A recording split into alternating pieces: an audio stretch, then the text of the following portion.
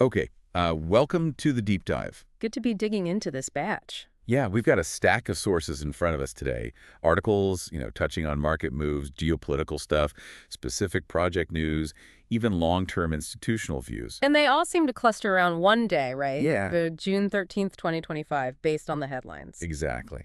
So our mission really is just to unpack all this material, Yeah. pull out the most important bits, and figure out what this collection tells you about the crypto world at that specific moment. Like a snapshot, a really complex one. Think of it as a quick way to get informed straight from the sources provided. It captures both the immediate shocks and these sort of slower background trends happening at the same time. It's quite a mix. Let's definitely unpack it then, because honestly, some of the claims, well, they're pretty attention-grabbing right off the bat. One source, it's a guest post on CoinMarketCap, says Cryptopolitan News, makes this really remarkable claim. Which one's that? It says Polymarket accurately predicted Israel's strike on Iran. Wow. Okay, that is a bold claim. Prediction markets getting that specific on geopolitical events. That's what the source claims. Yeah, it's fascinating in itself, right? It points to this narrative, at least from their view, that these markets are becoming incredibly prescient. Maybe even challenging traditional intel sources. It raises questions, about how information flows, what signals people are actually watching. And it's not just like an isolated weird news bit in this stack. Another article, this one's from Coinmarketcap News. Okay. It directly links military action by Israel to a significant cryptocurrency market crash. Explicitly states this event triggered massive liquidations, market volatility. Right. So that source draws a very direct line. Geopolitics impacting crypto prices hard. Exactly. It suggests a level of, interconnectedness that maybe some people wouldn't expect. Or maybe it just shows how sensitive the crypto market is perceived to be, according to this reporting anyway. Yeah, sensitive is maybe the word. And the scale of the impact they're describing, it's backed up by numbers in another source, Coinomedia. What are they saying? They reported over $1 billion in crypto liquidations in just 24 hours. $1 billion.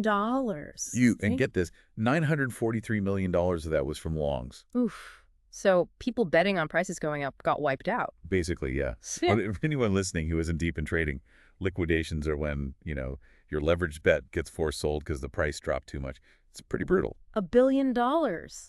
That really paints a picture of the leverage in the system at that moment. It does. And how vulnerable that makes traders to these sudden sharp drops, like the one this source claims was triggered by the military action. It's not just prices falling, it sounds like a cascade. Absolutely. And the IT Times article gives us some specific numbers for that day, June 13th, around 3:20 p.m. Korean time. Okay, like price points. Yeah. Bitcoin fell 3.32% to $104,214. Oh. Ethereum took an even bigger hit, down 9.18%. Wow, nearly 10% for ETH. Those are definitely notable drops for one day. Puts that significant crash into, concrete terms. But interestingly, that same IT Times source, it notes one asset, ticker AB. It actually rose 6.43% around the same time. Ah, okay. That's a crucial detail, right? Doesn't fit the narrative. Well, it shows that even in a broad market panic, supposedly triggered by this external event, not everything moves together. Right. Could be project-specific news, maybe different dynamics for smaller coins, less leverage involved, perhaps. It just reminds us the market isn't, a monolith. That outlier point is actually a good transition because, like you said, the market isn't just one thing. Even with all that drama, the price action, the liquidations reported, Yeah. this stack of sources shows other significant things were happening too. Right. The underlying stuff didn't just stop because of the market drop. Exactly. So the Canal Coin article, for instance, it highlights what they're calling top trending crypto 2025. Okay, what's trending according to them? It mentions BNB's reported 275% surge. Whoa, 275%. That's huge if accurate. Right. Polkadot's rise is mentioned too. And BlackRock, specifically pointing to their X1 miner app as a key driver, says it's pushing mass adoption in over 150 countries.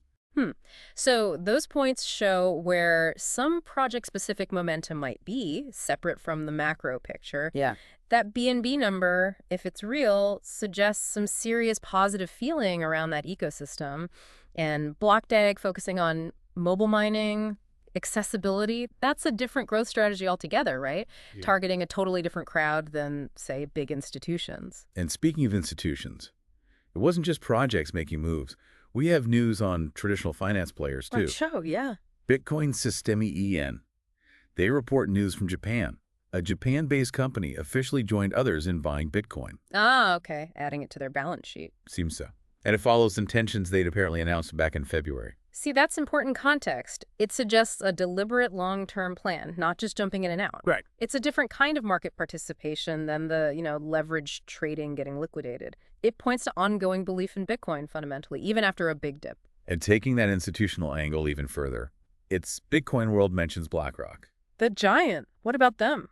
Highlights their reported bold $50 B crypto AUM vision by 2030. 50 billion by 2030. That's the report. Okay, now that provides some serious contrast to the daily volatility, doesn't it? Big time. A target like that, $50 billion in crypto assets under management from BlackRock. I mean, that's a massive long-term signal of conviction from traditional finance, according to the source.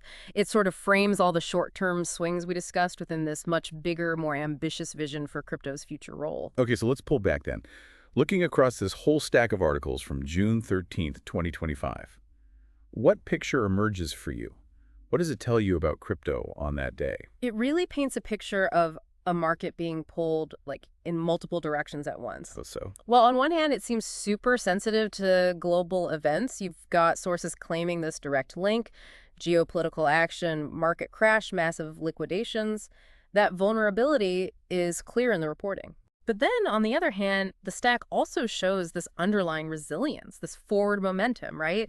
Specific projects are apparently driving adoption, seeing huge gains like that BNB claim. Institutions quietly buying. Exactly. Institutions accumulating for the long haul like that Japanese company, and the big players like BlackRock setting these really ambitious multi-year targets. It really highlights how dynamic the crypto space is.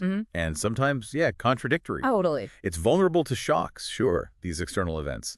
But it also seems to have this independent engine running innovation, adoption, long-term positioning by big players, all happening at the same time. And understanding how those forces intersect.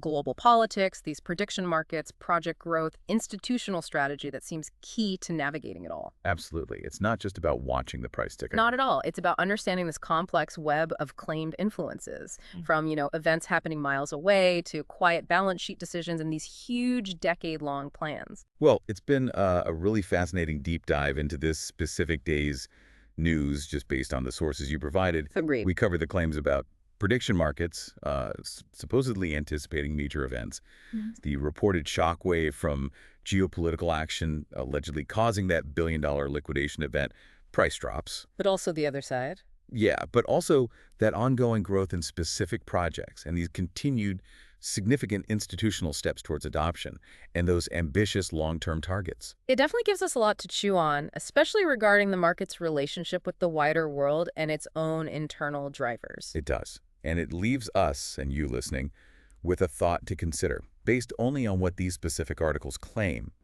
Given the reports about prediction markets like Polymarket anticipating geopolitical events, and the direct link sources made between military action and these massive market crashes and liquidations, how much should people in crypto focus on traditional global news versus just crypto-specific stuff? Interesting question. Where's the balance? Right. And what does it mean for the future if external events are claimed to be capable of triggering such huge market reactions to big liquidations? Yeah, something to definitely ponder.